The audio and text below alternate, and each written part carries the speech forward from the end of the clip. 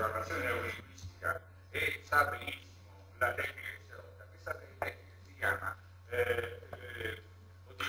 la miniatura, il ricambo e la gestione. Ci sono 3 fasi e quindi queste 3 fasi vengono portate avanti continuamente. Cioè, come diceva giustamente lui, cosa fanno? Nasce un nuovo partito, immediatamente faccio la stessa cosa come la signora Musu, no? Che fa la stessa nostra denuncia, si mette in evidenza, la gente idiota non capisce la differenza e immediatamente convoglia il treno in un binario morto e finisce la rivoluzione. E così è stato fatto sempre, è continuamente. E quindi questo è il sistema più indolore e più semplice che c'è il potere per poter gestire qualunque diciamo, sommossa, sovversione o inquietudine, no?